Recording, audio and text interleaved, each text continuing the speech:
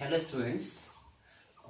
So as you one of you asked me that you have a doubt about the valencies and the chemical formulas. Okay, so today I'm going to teach you what is the valency, okay, and what is the chemical formula and the importance of the chemical formulas.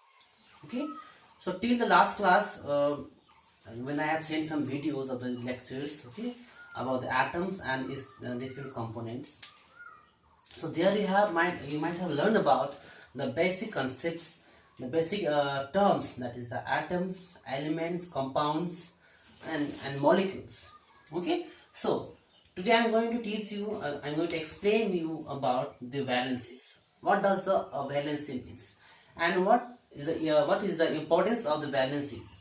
Okay, so as you have learned in last classes that an atom is consist of the three fundamental particles, okay, and basically these fundamental particles are nothing but the electrons,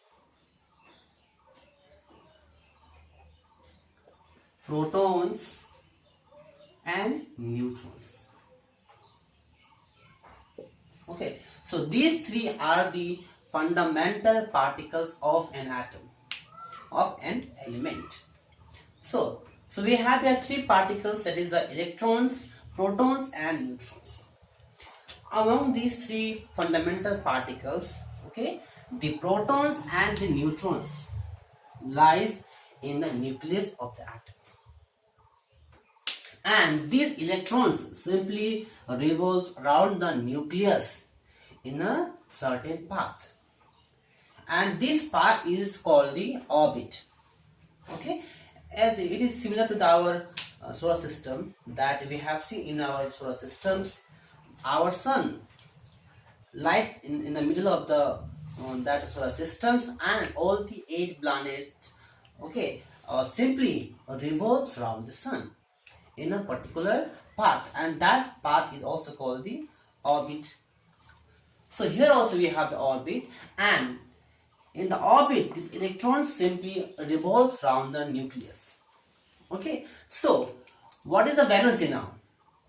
This valence is nothing but the number of electrons that take part in a chemical reactions and forms a chemical compound. Now the question may come that why the compounds need to make. So whenever we undergoes any kind of chemical reactions, after the reactions certain new substances or the compound formed. Okay, so compound is formed only because of the involvement of the electrons. Means either the electrons will be released by the atoms, or the electrons accepted by the other elements. Then only there is a possibility to get a compounds. So that means among these three particles, the electrons generally the electrons take part in a chemical reactions, and after when this reaction finished, we get a new substance or the molecules. Okay, and say let me give the example. Say in the case of the hydrogen, what happened in this case? In the case of the hydrogen, there were only one electron. Okay, so what happened in this case? Let me draw a simple structure of the atom of hydrogen. Okay, so here we have the plus sign, means this plus sign indicates the nucleus of any element, of any atom. So this indicates the first orbit. As in the case of the hydrogen, we have only one electron. That means in this particular orbit there will be only one electrons. Let me do the electrons here now. Let's fill this orbit. So what we have here, the one electrons, and these electron only, because we have only one electrons in the case of the hydrogen, that means this one electron simply take part in the chemical reactions, so that we'll get a new substance. That means because of this one electrons, we'll get a new substance, we'll get a new compounds. So we can say that this is the valency. Valency is simply means, if you have gone through the book's definition, you might have read that it is the combining capacity or the number of atoms take part in the chemical reactions. It is simply nothing but the combining capacity. Combining means this atom will combine with the other element or the atoms, and that capacity is measured by the number of electrons take part in the chemical reactions. As because we have only one electrons here in the case of hydrogen, so here only one electron take part in the chemical reaction. This electron combines with the other atoms of another element. That is why the valency of hydrogen is 1. So what we can conclude, the definition of the valency, we can simply say the valence is nothing but the combining capacity. And what is the combining capacity? It is defined as the number of electrons take part in a chemical reaction. Take part in a chemical reactions. So what we have concluded the definitions, the valency is the combining capacity of an element. And what is the combining capacity? It is defined as the number of electrons that take part in the chemical reactions. Okay. So we have here some chart. I have written here some chart of the valencies. Hydrogen has one valency. It simply gives an idea that one electron of hydrogen take part in the chemical reactions. Similarly, bromine is 1 again. That means 1 electrons of bromine take part in the chemical reactions. And same way, potassium 1 valency 1, sodium valency 1, calcium valency 2, magnesium 2, oxygen 2, zinc 2, aluminum 3, carbon 4, and here the iron, Fe iron, the valency is either sometime 2 or sometime 3, depends on the other reactant. So that means these numbers simply shows that how many electrons are involved in a chemical reactions, and that involvement or that number of electrons is simply the valency of any element. Okay, hope you have understood the concept of the valencies. If you just want to note down, you can pause the video and you can just note down, or you can take the screenshot also.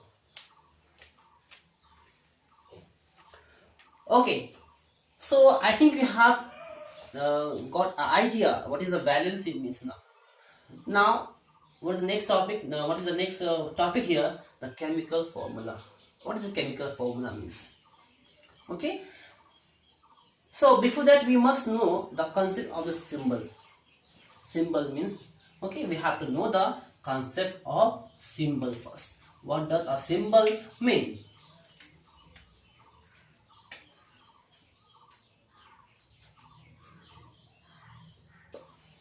What does the symbol mean? Okay, in a chemistry, okay, this symbol simply is nothing but the English letters, okay, that represent the particular type of the element. Okay, by using some of the letters or some of the sign, okay, we can we can write the elements expressions. Okay, in earlier days there were no such systems to express any elements, so that's why at that time they used different types of the signs, okay, to express the elements. Okay, but later on the scientist has thought that it is better to use the very first beginning letters, okay, of the individual element to represent that very element. See, as we have the how many elements, as I have told you so many times, that in the till the present date time we have 118 elements. Okay, and if you have seen the name and its symbol, see the element hydrogen. So scientists thought that why not you use the very first letter or the first one or two letters to express the particular elements. So the hydrogen is expressed as H. Similarly, the common element oxygen is expressed as O. Carbon is expressed as C, and so on. So these are nothing but the English letter or the first one or two letters that is used to express, that is used to represent a particular type of the element. That is the symbol. Now what is the chemical formula means? We know that the most of the elements are the metal. Out of 118 elements, most of the elements are metals, and metals are very much reactive in nature. Means when they exposed to the some of the factors like sunlight, with the moist air, with the water, or with the oxygens or acids, they start reacting very fast, and they gives us a new substance. So after chemical reactions, you get a new substance. Okay, and because of these chemical reactions only, we have now different kinds of compounds, new substances. Like water is very common example because of the reaction between hydrogen and oxygen. Similarly, the NaCl, the common salt that we use in our food, is also because of the chemical reactions. So by symbol, what we represent by symbol simply represent the particular element. And now what is the chemical formula? Chemical formula is also the same kind of the representation, but the chemical formula represents, what does this represent? Represent the compound or the molecule.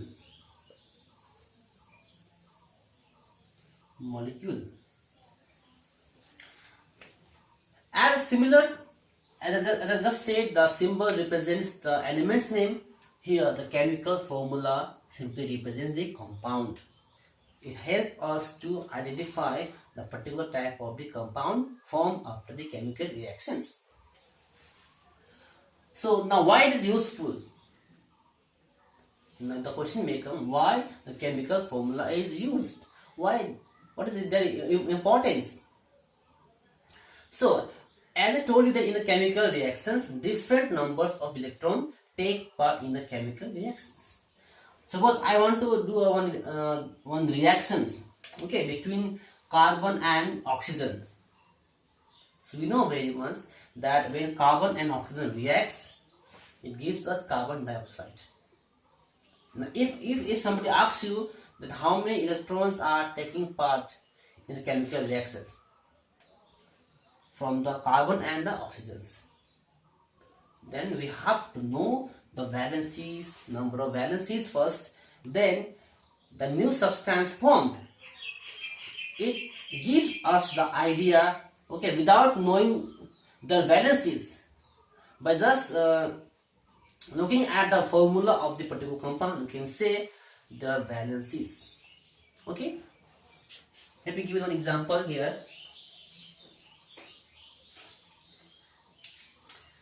Say the compound is H2O, the very common compounds here. Here the formula is H2O. H2O is the chemical formula of water. Okay, so H2O.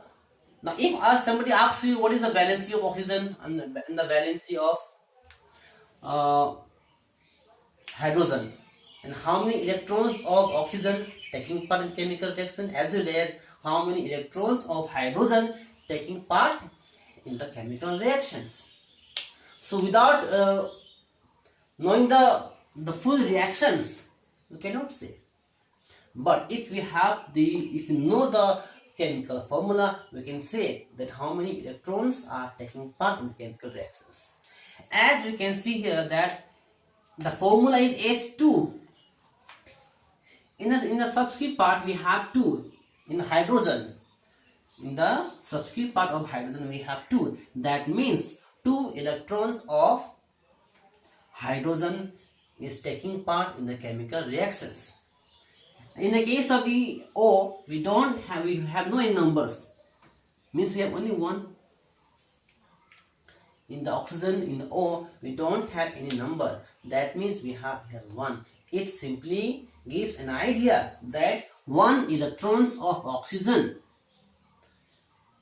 when combines with the 2 electrons of the hydrogen, what they form? They form H2O or water.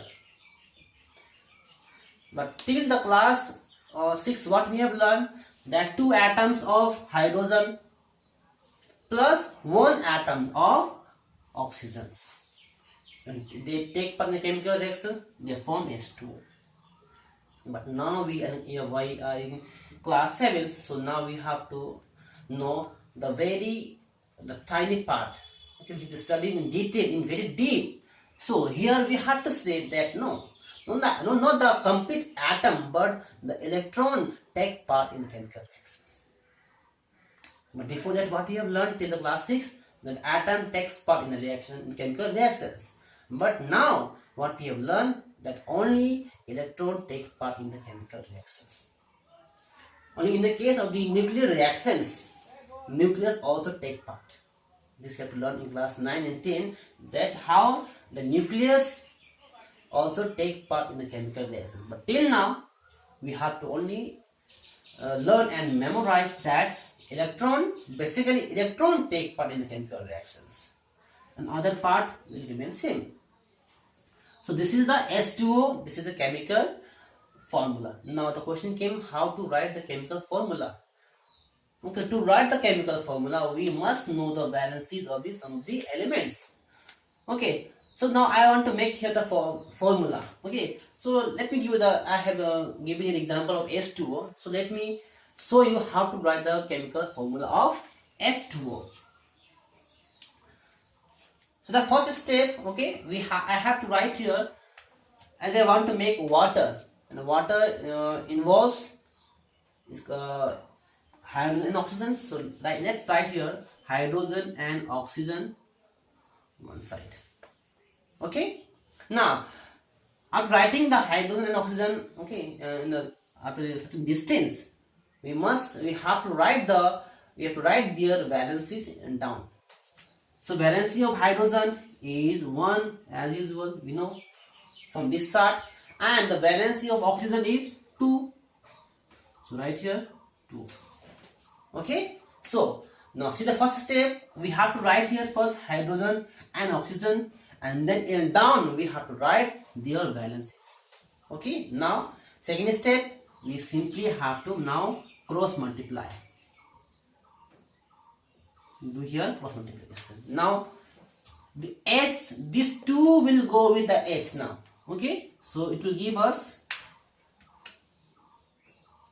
H and right here O. Okay, now we are going to here cross multiply. So this 2 will go with the hydrogen and this 1 will go with the oxygen. So here it is H2O1. As there is a 1, we no need to write 1 here. So the final formula is H2O. This is the way we can write the formula of water. Similarly, let's write the carbon dioxide. These are very common examples that we usually know: CO2, carbon dioxide, H2O, water. So let's write the carbon dioxide, CO2. C means carbon again, O means oxygen. Now their valency, carbon valency is 4, oxygen valency 2. Now do again the cross multiplication. Okay, so what we'll get at end of the multiplications, we'll get here C2O4. C2O4. But you may say that, sir, C2O4 is not the formula of carbon dioxide. It is CO2. Now let's see what we have here. C2O4. We have here 2 and 4, and we know the 2 and 4 is the divisible by 2. So we have to cancel it now. So 2 1s are 2 and 2 2s are 4. So add the cancellations. What will get? The final formula C1O2, and C1 means only C. So this is the carbon dioxide. So this is the way we can write the chemical formula of any compounds. Similarly, you can try. I'll give you some work here. You just note down this one. Now, I will give you some of the formula that you have to make yourself. Okay.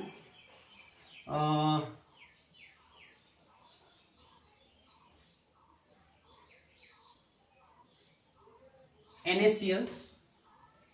NaCl means here the sodium chloride. KCl.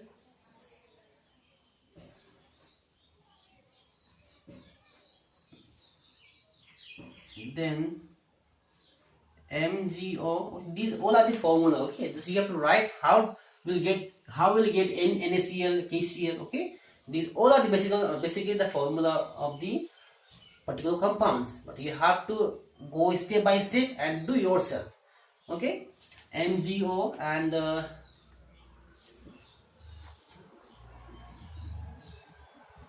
like ZNO.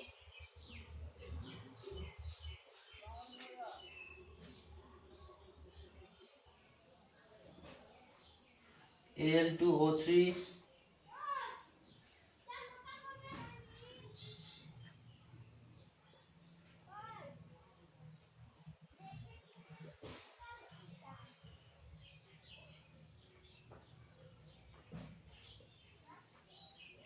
HBr. Okay, you just practice these all, and later on I will give you the more and more examples. Okay, then you have to write the chemical formula. Okay, so till then, just practice and just try to understand. Though if you have doubt, you can ask me in WhatsApp. Okay, you know my number. So in case of any doubt, you can contact me and ask me the problem. Okay, thank you.